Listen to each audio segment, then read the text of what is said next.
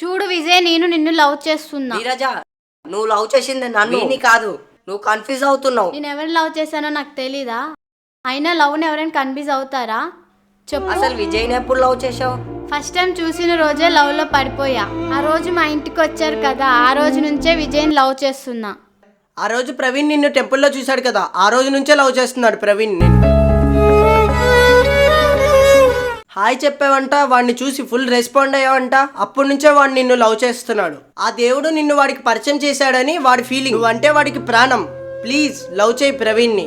టెంపుల్లో ప్రవీణ్ చూశాను, నవ్వాను, హాయ్ కూడా చెప్పాను, కానీ లవ్ చేయలేదు. నిన్ను నేను ప్రాణంగా లవ్ చేస్తున్నాను. ప్లీజ్ లవ్ మీ. ఏంటి నీకు చెప్తుంటే అర్థం కావట్లేదా? నేను నిన్ను లవ్ చేయలేను, లవ్ చేయను కూడా.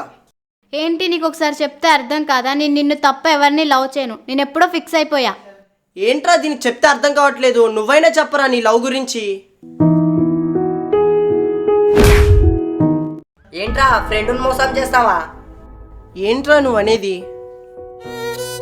అరే, అనవసరంగా నిన్ను నా వెనకాల తీసుకొచ్చాను రా, లేకపోతే అప్పుడే నన్ను ధీరజ లవ్ చేసేదిరా. నా దేవతను నాకు కాకుండా చేసావురా, నమ్మక ద్రోహి.